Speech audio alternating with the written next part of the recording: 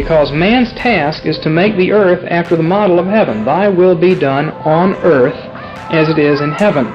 Man's project is to heavenize the earth. Man is made to transform the world from glory to glory, to take hold of it and break it down and remake it after the image of heaven.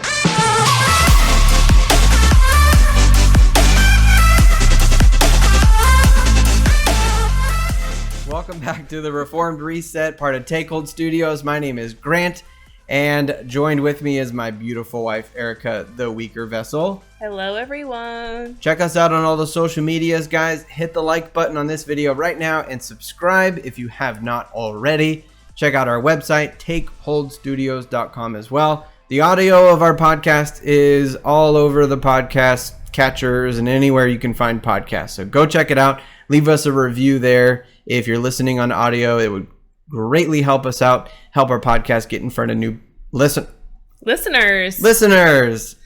Also, I need to clear my throat. Go ahead, have a drink. All right. Oh, now it's mine. The devil. Oh my God. The devil's in it. Weird. So we have a new podcast on our feed. Shout out to The Great Exchange. If you are not listening to The Great Exchange currently, you ought to be. Go check out their content. They're awesome. They're putting out great stuff. We fully endorse them. So, go check them out. Matt Halleck is the main driver at the wheel there. But him and his buddy put out some great content. Go check their website out. I believe it's thegreatexchange.ca. You know why? Because they're from Canada. And pray for them. Canada is not a pretty place. They love tyranny over there, and there are very few good, strong, conservative Christians over there that are trying to just live their life as a Christian. And it's difficult. So pray for them. Like two. So right. That might be them. It's just true. So pray for them. And go listen to their stuff because it's very helpful. Good, solid, reformed teaching. We love that we were able to partner with them and put out their stuff. So and then go check out the merch. I know we've been plugging this every time. Teespring, Tee Spring, and just search Take Hold Studios. We have a shop. Our whole shop should pop up, and we got a lot of fun stuff on there. You can buy just Take Hold Studios merch, but then we have like Feed Ye the Patriarchy. Feed Ye the Patriarchy. We have the Reformers. Old English for the modern woman. I'm going to keep saying it. It's so beautiful. Old English for the modern man. I'm a man again. Okay. Before we delve into some weirdness. Right? Before we spiral. We're going to talk about some weirdness today. All right, guys. It's going to be a weird one. You might have seen it in the title. Okay, so for real, though. Yes. Like, this is so important. Yeah, no. When we were driving home from the conference last week, I was telling you, I really feel like this is going to be like the thing that the church battles up against in the next like probably 10 years. Yeah. Like within 10 years time, I think that we are going to see a major resurgence of like the occult and new age practices. Yes. Is that another term? Yeah. So I think technically the occult is defined as, let me read it. Supernatural, mystical, or magical beliefs, practices, or phenomena. Mm-hmm.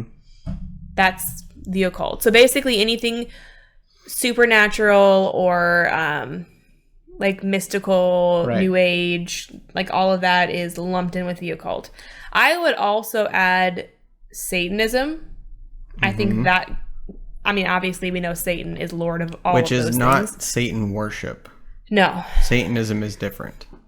I started realizing that a lot of people I used to know in high school have kind of dabbled in like new age weirdness, like not necessarily witchcraft, but like very much like crystals and energies and reading your auras and like all of this kind of chakras, like that sort of thing.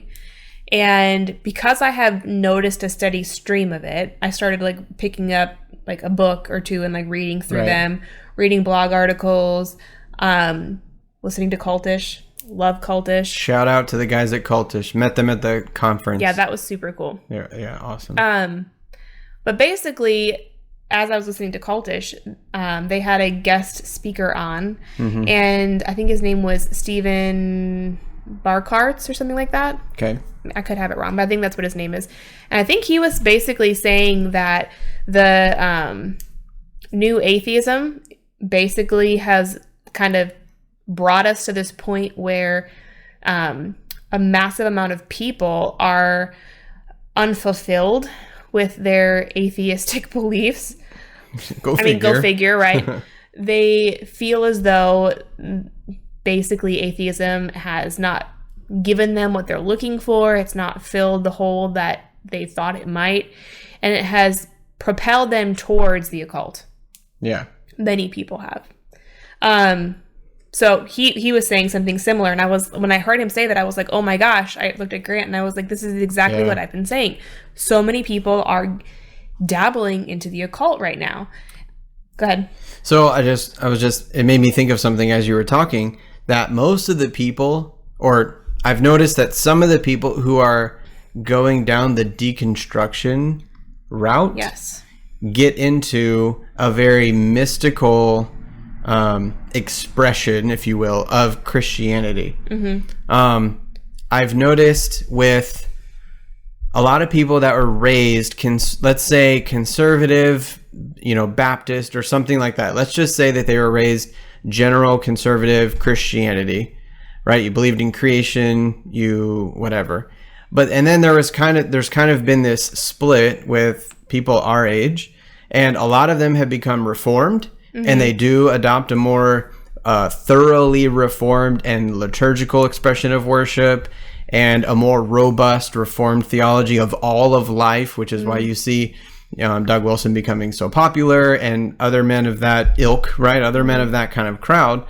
But then I've seen the other direction where theology doesn't really become as important, but definitely a mystical experience. Feelings driven experience. And so I think Pentecostalism can lend itself to a lot of occultic practices as well. Well, and what I noticed in some of and there's a guy, Winfield Bevins, he wrote a book about worship in this way, and the title escapes me right now, but I remember reading that book for school and just thinking, this is just heading straight into mysticism. It's all feelings driven, it's experience driven, but the big thing is it attached to the ancient church or whatever? And so, like, if it's old and dark and gloomy and gothic and kind of chanting, and I don't know, there's just like all these things that kind of go along with it that you're like, this is,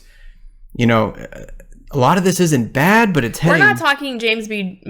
Jordan kind of chants. No. We're talking like weird, witchy, like occultic kind of... Well, and no substance, no word substance that's a part of it.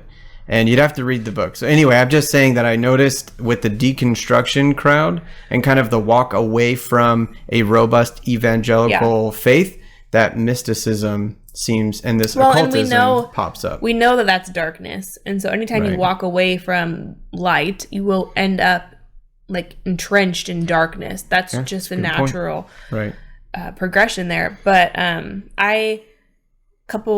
month ago, I picked up a book by Anton LaVey, and it's called Satan's Handbook. I think that's what it's called. And it just intrigued me because I was already starting to like have my spidey senses going off about like the occult and stuff. And I was like, I'm going to read this book. Like, I want to read what it is. Yeah, like directly from the source. For those of you who don't know, Anton LaVey is, I don't know if he started the Satanic Church, but like he is like a priest or whatever at the very, like a high priest at the very most. Anyway, and he wrote this handbook, and it's basically like short like lectures or sermons to his followers, and it is incredibly interesting. And I will lay in bed at night reading it sometimes, and I'll tell Grant, like, he's so right. Like 90% of what he says is so right, and that last 10% he just twists and like takes into a weird direction. And so why I'm mentioning this is that this is the problem with things like the occult, like Satanism. this is the original thing, right? Like Satan went to Eve in the garden and he gave truth. Like he acknowledged God, he acknowledged God's authority to some extent. True. And then he just twists it ever so slightly at the end, right? Like it was God's plan for Adam and Eve to mature in their understanding. Eventually Adam and Eve would have been given like admittance to eat from the tree of the knowledge of good and evil. It just wasn't right then and there. And so Satan goes in and just twists things ever so much to bring destruction.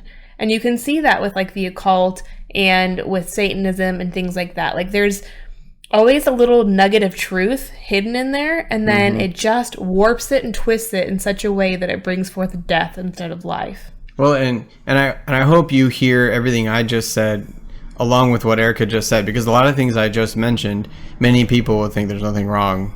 Like, what's wrong with that? Right. And it's always that last little 10%, 5% that just kind of skews it. Yep. And that's exactly what, the serpent does, is he comes in and says, has God really said, that, blah, whatever it is, Right. And steers you away. So. Well, and like you were saying, when you mentioned things like deconstruction, we can see, if anyone is aware of like the deconstruction that's happening in the church right now, there has been a mass exodus, it seems like, of, I would say like celebrity Christians that like the Joshua Harris, Kevin Max, like these like big names that were like either in Christian music or Christian literature or Evan Wickham movements. Anyway, there's a lot of them who have like recently taken a step back and said, whoa, Christians are like way too buttoned up for my liking. I don't actually think God is how I was taught growing up. I think God is more quote unquote loving, or God perhaps isn't, defined exclusively in scriptures, or like they'll take Christianity and they want to either impose their morality on top of it, or they want to remove themselves from Christianity altogether and then destroy what they perceive Christianity to be.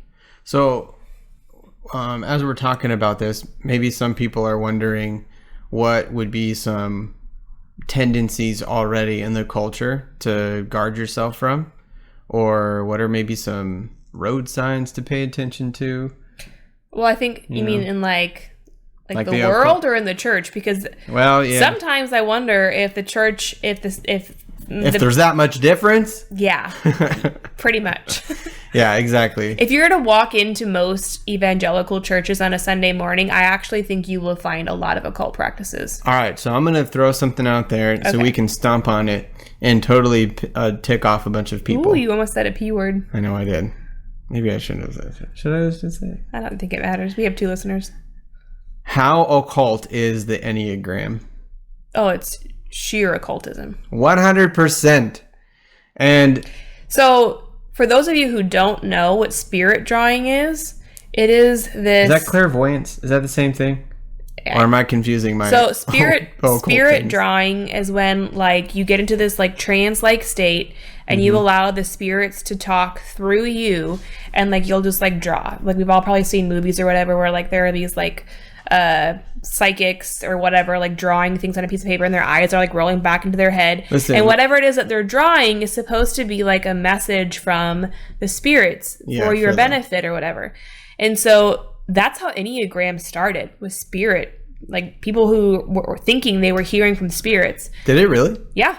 Straight up. Sheesh Louise. There were other things as well, but that is a huge aspect to how the Enneagram started. So listen, we all have occult. We all have sins to confess, and I confess I have seen. Do you like the Enneagram? No, that I have watched with my own eyes, willingly. There was no gun to my head. I was not tied up, and I watched the Twilight movies. Okay. So forgive me all. I'm coming before you now, everyone. But anyway, that was on one of those, right? I remember that happening. I don't remember, honestly. That, for some reason, that stuck in my head. Because it was bad. Yeah, it's true. That's good. Like, no, turn it off. Okay, so yeah, Enneagram. But like, how many churches are using Enneagram? There's pastors that mention it from the pulpit. And they're even, I see it all the time in like Twitter profiles, descriptions or whatever, bios and everywhere else. I'm a this wing that. Exactly. Or it's like 7 and then /W whatever. Like I just know that that's Enneagram. Yeah. And I just, we've been talking about this a little more lately and learning that this is straight up from the occult. So another one that I'll mention that I know is going to tick people off because this is fun. I mean, yeah, it is yoga. Like if you there are churches that hold yoga in their building. Went to a church that had holy yoga. So we're confessing a lot today. We left that church. It was Southern Baptist That's Church. True. They called it holy yoga, didn't they? They did.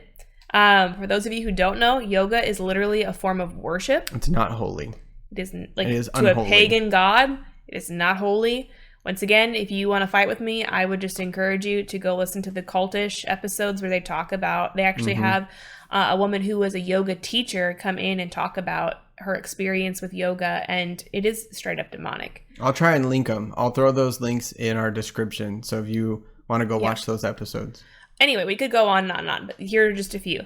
And we all know Christians who love doing yoga, and we all know Christians who are into the Enneagram. And don't hear us saying what we're not saying. We're not saying if you've ever done the Enneagram or if you've ever done yoga that you are worshiping Satan right now and you're going to hell. We're not saying that. What we're saying is Christians need to be incredibly mindful of what it is that we're doing with our minds and our hands. I think that sometimes Christians think, well, if I don't believe that I'm worshiping Satan, then I'm not. Well, and one of the biggest or most... Are we Gnostic? No. Okay, I know you wanted to go there. Yeah, we will. Okay.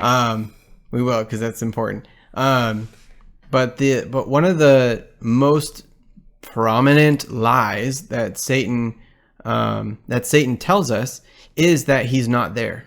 Yes. I'm not here.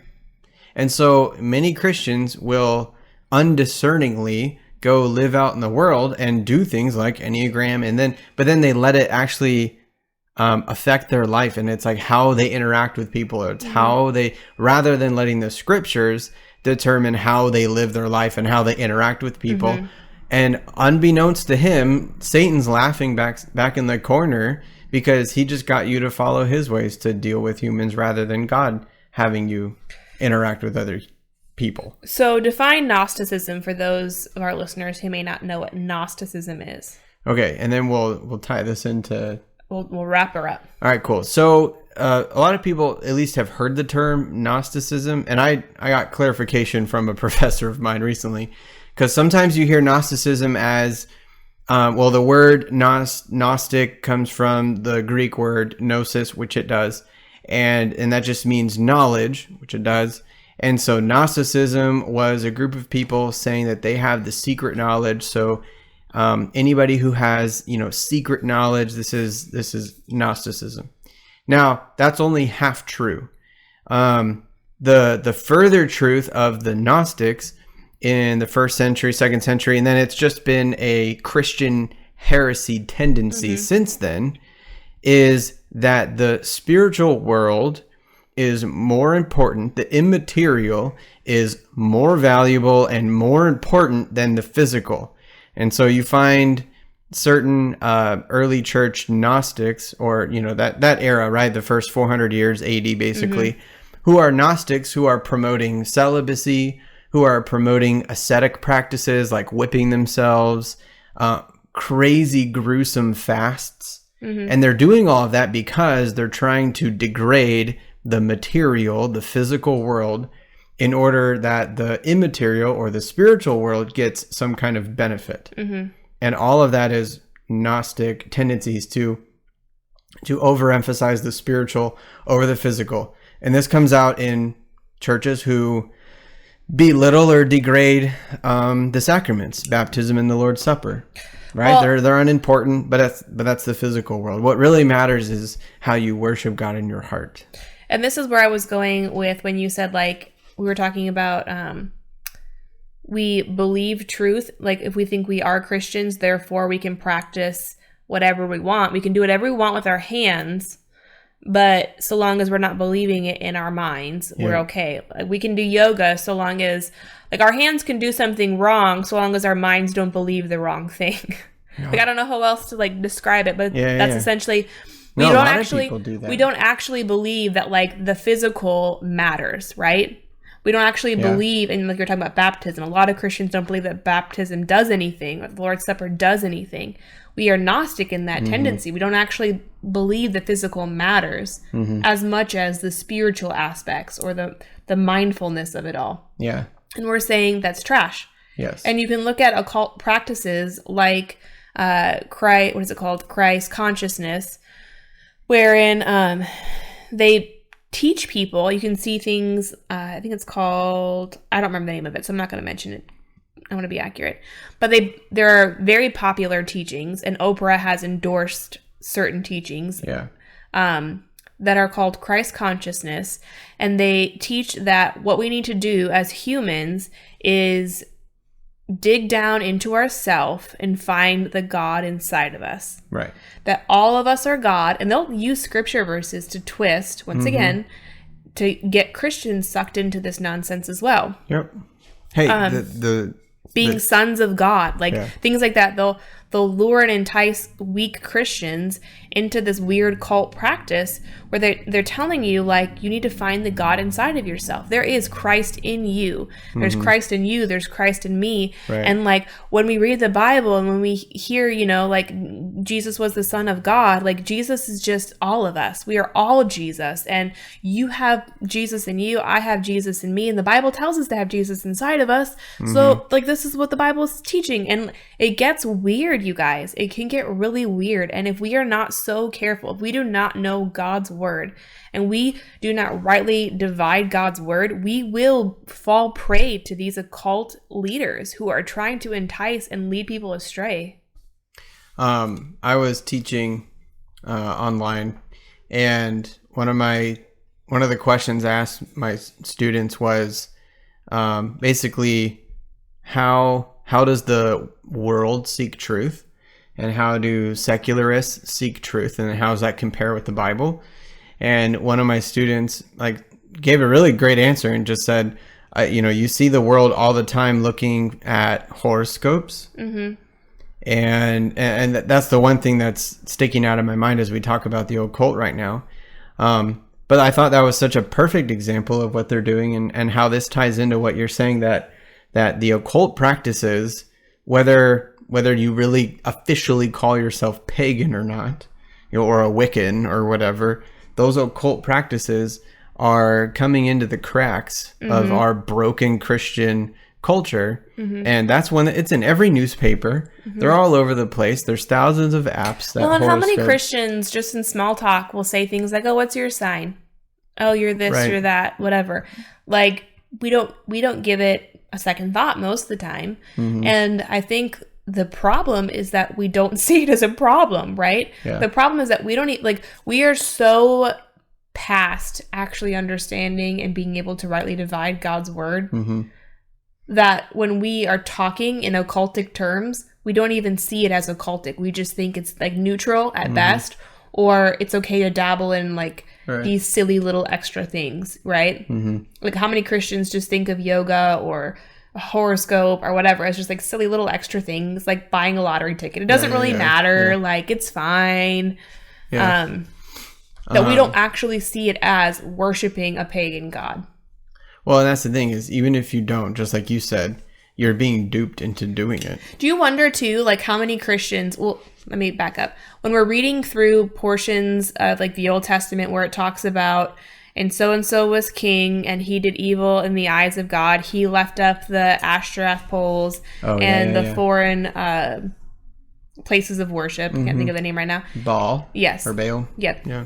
When they left all those up. And you think like, how many times does this have to happen? Like it's king after king after king who did evil in the eyes of God because they left up all the foreign worship centers, essentially. That's where they went to worship pagan gods. Right. And then there were some kings who said they did good in the sight of God. They were righteous in the sight of God. Poles. They tore them down. Yeah. And then there are yet some that are like they did right in the eyes of God, but yet they also left up some of the Ashtra. Like, there's always that they did pretty good, but they still did tear down all of the pagan worship. Well, isn't it interesting that that's always mentioned? Yeah. It's what did they do with pagan worship?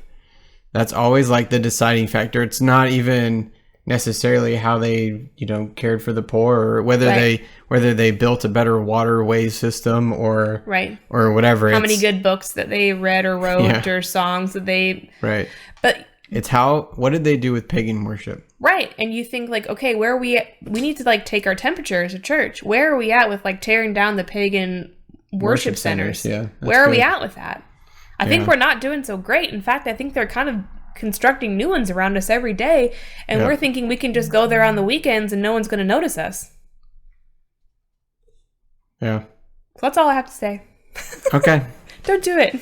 Don't do the occult. Seriously, guys, But this is like be on watch, right? Because you're starting to see it more and more. And it's taking root. Like, this is going to start growing. And Christians, we are going to have to know our Bibles.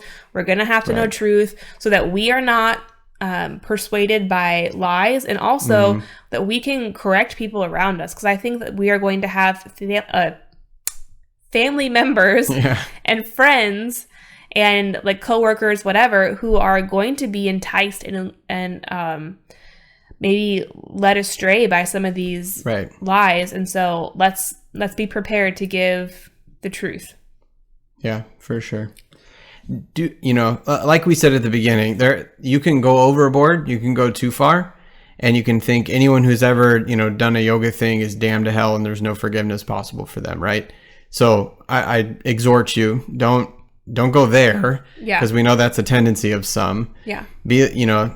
Keep wisdom close at hand, and maintain your Christian gentleness and kindness and patience and all that as you seek the good of your neighbor. And if you want to start a conversation with like a cousin or a sister or someone who is like really into some of the occult kind of practices, I would say one of the best ways is start asking them questions. Yes. It seems like the More least often than threatening. not. Because think about it, when people come to you as a Christian and they start asking you questions, you're happy to talk about what you believe, right? Exactly. You're happy to. Yeah. So for someone who is like a yoga instructor or super into like different occult practices, ask them questions. Do you know the origins of that? When did this first begin? Just ask questions, right? It seems very non-threatening. And then you can be like, well, but what about when the Bible says da-da-da-da-da? What do you think about that? Yeah. Like, just probe. Yeah. You can do it. Non-threatening. You don't have to come at them and be like, did you know that you're going to hell? Did you know that you're basically the worst pagan in the world? Yeah. Did you know that? Probably don't take that approach. Use wisdom. If you do know someone and you're looking for greater resources, neither Grant nor I are like super proficient in the practices of the occult, though we are reading books because we actually do think it's very important or will be important. But seriously, look up the podcast Cultish. Very good podcast. They are Reformed, Christian, godly men. Yeah. We cannot recommend the podcast enough. They cover a variety of different cults, from Mormonism to the actual occult to, just all kinds of... And random stuff like Church of Wells. That was a really good episode. Really good, but it's just a Christian cult. So anyway, they probably have resources for you in your particular situation. So, all right, everybody. I hope that gets your occult spidey senses going. Tingling. Yeah. Anyway, thanks for listening. Do all the like, share, and all that kind of stuff to help us out. We really appreciate it, guys. Drop a comment. Let us know what you think about the occult becoming a stronger force in our culture and something that needs to be guarded against. Let us know what you think. But until next time, this has been the Reformed Reset with Take Hold Studios. Bye. But on the basis of grace and on the finished work of Jesus Christ, the project is back and forth, and the destiny of a new transformed world is assured.